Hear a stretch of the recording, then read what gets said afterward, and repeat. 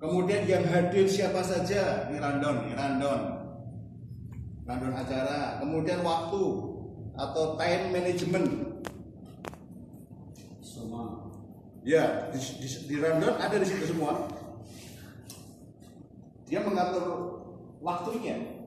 Bapak Abdurrahman LC nanti bicaranya 30 menit. Ya. Contoh, Anda memberi waktu. Begitu sudah hampir habis, dia memberi tanda. Pak, waktu tinggal 3 menit. Itu MC. Ya, MC. Hampir sama kayak moderator. Nanti kita akan bahas lagi. Ini MC. Master of Ceremony. Anda harus tahu siapa yang hadir. Pejabat-pejabatnya. Ya, siapa yang hadir? Pejabat, pimpinan, dan sebagainya. Salah satu hal yang penting oleh seorang MC adalah dia harus bisa membuat urutan acara, rundown acara. Kemudian dia tahu siapa pejabat-pejabat yang hadir dan bisa membuat urutan siapa yang memberikan sambutan dan siapa yang harus disebut pertama kali. Jadi dia harus bisa membuat urutan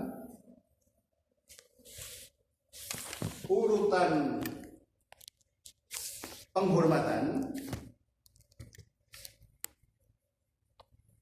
sama urutan sambutan. Ini dua hal yang berbeda.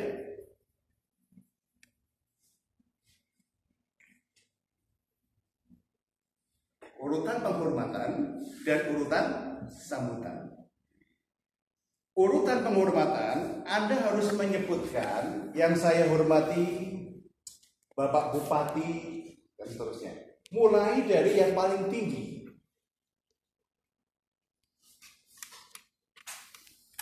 Kalau Anda merasa ulama itu lebih tinggi, boleh. Alim ulama dalam hari ini, di sini sesepuh ulama siapa? Di Kudus ini kan? Mbah Muksin. Kiai. Anda sebut pertama kali sebagai bentuk memang komunitas ini menghormati ulama, tidak masalah. Kemudian yang berikutnya Bapak Bupati itu sudah menunjukkan bahwa komunitas ini menempatkan alim ulama di atas para umara. Ini penting. Urutannya dari yang tinggi ke rendah. Ketika Anda menyebutkan, kalau dari yang tertinggi Pak Lurah, apa yang Anda sebutkan berarti? Pak Lurah. Pada kepala desa yang dihormati. Kemudian siapa lagi? Di bawah Lurah siapa? Bapak RW. Terus? Perangkat desa dulu. Perangkat desa. Oh, perangkat desa terakhir ya, perangkat desa. Terus siapa lagi perangkat desa? RW. Terus RW? RT. Bisa RT? Tamu undangan. Kalau ada alim ulama disebutkan terlebih dahulu. Kalau dia itu komunitas nggak banyak ya para alim ulama. Sebutkan yang paling tinggi ke rendah. Tetapi kalau Anda menyusun sambutan dari yang rendah ke tinggi, gitu ya. Jadi kalau urutan penghormatan itu dari atas ke bawah. Nah, kalau urutan sambutan dari bawah ke atas. Jangan kebalik, Pak Bupati duluan. Yang terakhir Pak RT itu terakhir. Pak Bupati mosok keluarga Pak RT gitu kan. Jangan terbalik. Di struktur kita siapa yang paling rendah? Kalau di Kubisa dalam sambutan, siapa yang paling rendah yang seharusnya pertama kali menyampaikan sambutan? Dalam sebuah acara Kubisa, ketua panitia. Kemudian setelah itu ketua Kubisa. Setelah itu mungkin Pak Bupati atau Pak Camat. Anda yang tahu kan, maka Anda harus tahu informasi. Sing toko sama baik. Namanya harus tahu, namanya siapa, titelnya siapa, ini penting banget. Maka MC adalah orang yang paling sibuk sebelum acara selesai. Dia butuh informasi sebanyak-banyaknya. Judulnya apa? Gitu. Ada pertanyaan tentang MC dulu. Ya, MC. Nah, gaya MC itu gayanya tenang dan lebih banyak dia bahasanya bahasa elderman, formal. Ini beda yang berikutnya, yaitu yang host. Host hampir sama seperti MC, tetapi MC yang fun. MC yang fun. Fun itu gimana? Menyenangkan, ceria, lebih akrab, tidak terlalu formal, non formal. Bisa lebih bergerak ke sana kemari, bisa mobilitas tinggi, bisa menyapa, ya, itu host. Ya, jadi tidak boleh MC, teman sekalian, hadirin sekalian, tangan di atas semuanya, dan bisa ada MC bukan begitu. Itu sudah masuk ke host.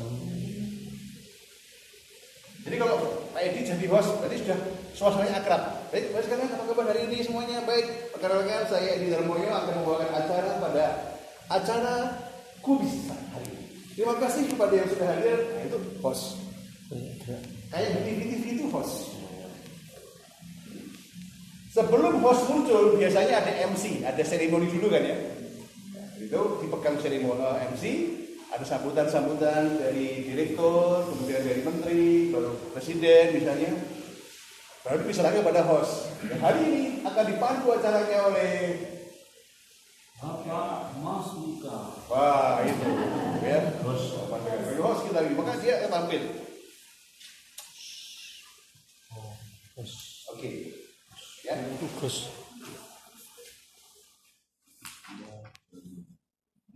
Ya. Nah, kemudian ada berikutnya lagi, yaitu moderator. Moderator ini hampir seperti MC, cuma dia mengatur jalannya apa ya?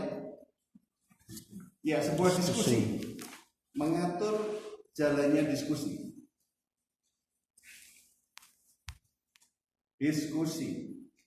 Sama dengan MC, ya, ini sama dengan dia harus tahu informasi, menggali informasi. Termasuk waktu, rundown dan sebagainya. Ini penting banget seorang moderator. Bedanya dengan MC, moderator harus punya kemampuan membuat narasi-narasi tentang judul, ya, tentang tujuannya, latar belakangnya sebagai pembuka.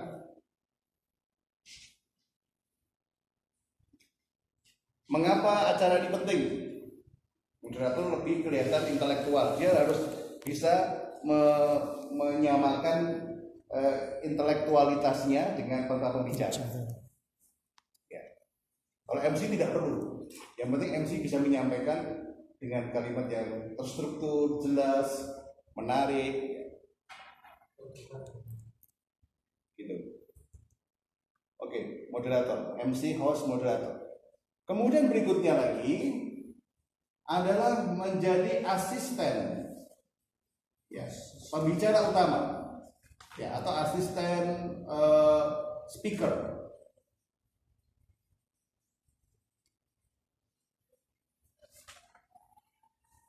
Atau kalau dalam training disebut sebagai asisten trainer.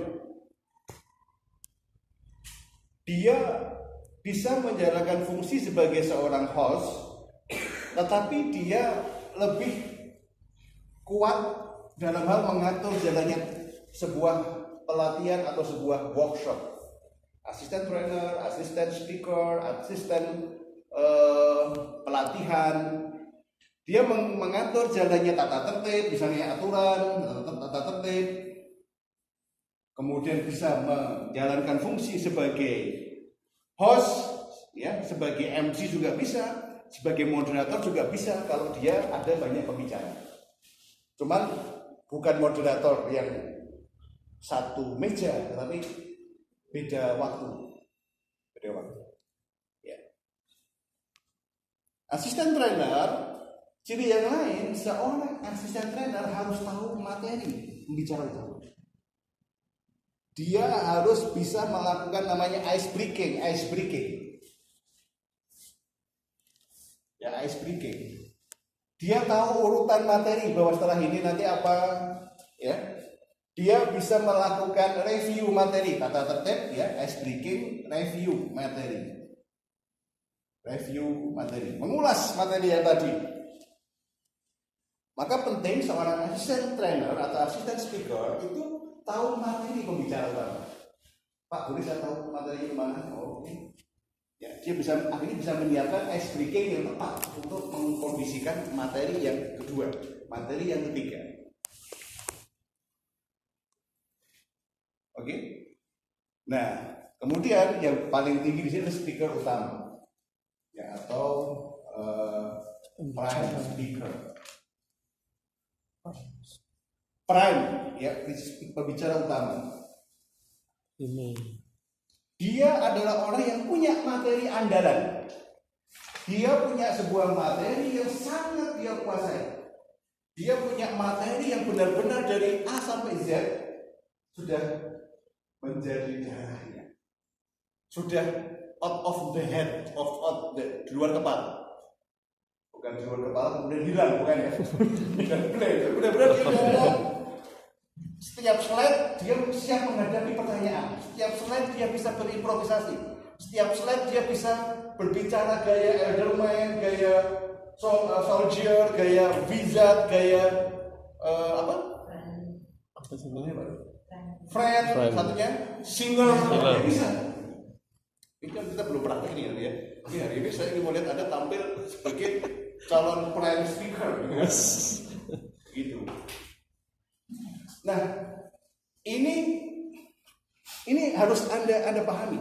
Bayangan saya setelah Anda ikut materi pelatihan saya kali ini, Anda paling tidak siap di sini, di sini, di sini.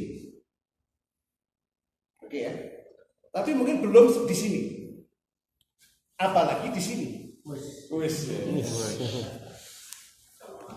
Iya, kecuali Pak Likan juga siap di sini, Pak.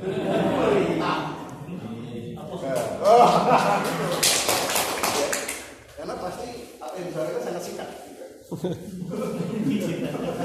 Iya, penjelasan berikutnya siap. 9M. Oke, ini bisa dipahami ya. Nah, Pak, mau tanya, itu apakah harus ada? tidak harus ada, tapi dia akan memperkuat jalannya sebuah forum, sebuah acara. Dan ini hanya untuk acara-acara yang serius. Formal ya, apa? Acara formal. Acara formal dan besar. didesain ya untuk dengan format tertentu. Kita ada senamnya.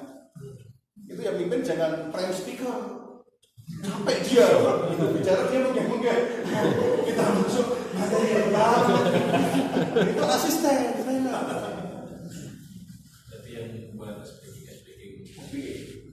Nah, minimal seorang asisten trainer minimal menguasai 20 teknik speaking. Oke. Menantang kan? Iya. Mana ya? Jadi itu harus luar kepala, jangan. Baik Mas sekalian, kita akan melakukan speaking berikutnya. Sebentar ya, tak sampai duduk. Itu dilatih betul sampai dia paham bagaimana teknik menjelaskan, mengkondisikan, memberikan instruksi, ya, kemudian memberikan makna apa sih arti dari speaking ini. Tetapi jadi saya sampaikan, basicnya Anda sudah dapat, yaitu tentang voice style. Itu bisa Anda mainkan. Bisa Anda mainkan. Tanpa itu Anda tidak bisa menjadi seorang pembicara yang hidup, yang menarik. Walaupun Anda hanya MC, tapi Anda menguasai voice style, Anda akan keren, gitu loh. Oke ya. Nah, lalu apa yang mau kita pelajari di sini? Itu Anda akan mempersiapkan Anda mungkin sebagai seorang host, bukan seorang MC. MC tidak perlu slide. Host juga kadang-kadang tidak perlu slide, tapi ketika pembicara Anda punya komunitas bisa yang mau didesain punya ciri khas tertentu, host harus punya slide karena kita saling mempromosikan diri kita. Betul ya? Kita saling menguatkan diri kita. Anda harus tampil sebagai wakil umat. Anda harus tampil untuk menyerukan kebaikan. Anda harus tampil untuk mengangkat teman Anda yang mau tampil. Gitu. Jadi ada yang memang tugas host itu mengkondisikan audien agar tadi memiliki adab dalam menuntut ilmu. Itu keren banget itu. Itu ciri khas bisa. Dan Anda punya kartu itu yang memainkan tuh host. Pembicara utama boleh, tapi jangan kebanyakan. Nanti materinya adalah membahas kartunya bisa gitu. Jualan. Host itu banyak memainkan kartu itu. Kalau misalnya kami sebelum saya mulai, kami dari Kubisa punya kartu inspirasi tentang ilmu. Mari kita ambil dulu satu, Pak Johan. Oke, dibaca Pak. Itu host. Kalau MC nggak bisa. Bapak Bupati, mohon berkenan mengambil kartu inspirasi. Nggak bisa. Ada mau ditanyakan? Menarik nggak? Menarik sekali. Di MC Anda harus harus bisa. Susunan acara yang hadir siapa? Anda harus banyak bertanya dulu siapa kosong jadi teachernya apa? Main di datanya apa? Cari informasi kekuatan MC di situ. Dan setelah itu Anda membuat rundown. Salam, mukadimah gitu ya. Kemudian ucapan terima kasih, ucapan hormat. Ucapan hormat dimulai dari yang paling tinggi. Maka harus tahu susunannya piye, sopo iki. Oh, Pak Iko Jolali. Begitu ada lupa salah satu itu rasanya tidak enak. Boleh wakil bupati lagi disebut. Kalau bilang jajarannya gitu Bro. Ya boleh. Bapak Bupati dan jajarannya. Ya, kemudian ada lagi Kapolres ya. Kapolres itu penting banget. Dandim bisa begitu. Gak bisa Bupati dan jajarannya termasuk Kapolres dan Dandim gak bisa. Itu terpisah sebenarnya. Kalau Anda mau menyebut namanya Muspida. Ya, musyawarah pimpinan daerah itu termasuk Bupati, Kapolres dan Dandim. Makanya penting. Maka kadang-kadang ada MC itu ribut, kenapa? Penyelenggara acara nggak tahu siapa sih teko. Kalau misalnya antara undangan dan tamu yang hadir ini berbeda, bagaimana Pak? Berbeda itu gimana Mas? Misalnya kita undang ke siapa dan dilakukan, berarti MC harus tahu Iya, yang mewakili siapa. Mungkin dari referensinya. Iya. Jadi penerima tamu itu adalah alat dari MC. Ketika datang siapa? Dia harus menyampaikan ke MC. Sopo sih Bapak Bupati atau yang mewakili itu boleh. Ya. Kenapa kita jadi MC? Waktu itu boleh disebutkan apa? Misalnya pembicara sampai jam 9. Oh, sambutan Bapak Bupati dipersilakan. Kami hanya beri waktu 7 menit. Tidak. Apalagi selain menyala itu semua. Kadang Pak ya, kadang masuk. Oh iya. Oke. MC harus menyampaikan sebelumnya ya kepada pimpinan hadir Bapak. Saya MC. Perkenalkan nama saya Alex. Saya kira-kira kalau Bupati ke Pak ke protokol biasanya Bupati berapa menit, jadi 10 menit ya sudah. Tapi kalau Bupati ternyata lama, enjoy, nggak masalah sebenarnya. Hanya saja nanti kalau terlalu lama, mungkin MC bisa menyuruh panitia untuk menyampaikan pesan. Oh, bisa dibersihkan atau lewat ajudan. Ajudannya mana? Dicari. Dengan saya Pak Guru Pak Lurah. Pak Bupati, aku lurah. Ya, Bu. Ini ajudan yang tahu nih, dia akan menyampaikan. Itu apa ya? Misal undangan itu belum datang, perlu disebutkan atau tidak? Undangan Waktu sambutan, waktu penghormatan. Tamu undangan misalkan. Oh, disebut apa Pak? Tapi dia kan, tapi kan dia mau datang ya. Kan kebanyakan gitu. Ya, sebut. Telat Pak Lurah. Datang. Ya. Walaupun dia belum datang, tetap disebutkan. Tapi kan dia mau datang. Yang mungkin masih di perjalanan. Baru OTW. Tetap disebut. Tapi ada perangkatnya juga hadir mungkin utusannya. Mau disebut, jenengku sebut loh, wes. Anda boleh menyebut jabatannya saja nggak masalah. Tapi kalau tahu namanya, bahkan sampai titelnya jauh lebih bagus. Karena yang di bawah kan kadang orang awam yang disebut nom. Nggak apa-apa. Tapi kita tahu bahwa dia mau datang. Nah, nanti disebut lagi saat beliau datang, Bapak Bambang, lurah dari Kudus kota, selamat datang, bisa MC penyambut. Dipersilakan. Tapi kalau MC yang formal kenegaraan yang datang terlambat dari disebut, karena malu-malu ini jatuhkan Pak. Kepada Bapak Cahyo Kumolo yang terlambat datang.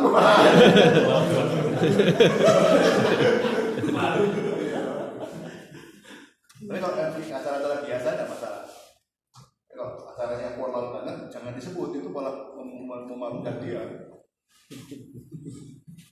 Pada Bapak Kapolres yang barusan datang, ini aparat kita penegak disiplin ya. Dijamin dia kapok. Ini Kalau bos masih bisa menyebutkan seperti tadi Pak. kalau apa? Terus dengan MC memang ada formal. Terus sekalian, terima kasih kepada Pak Bupati yang hari ini hadir. Apa kabar Pak? Itu boleh.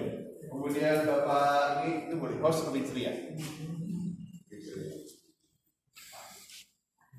Fun, tapi akrab dan Anda memang tampil oke Bapak. Dan sekarang sekalian untuk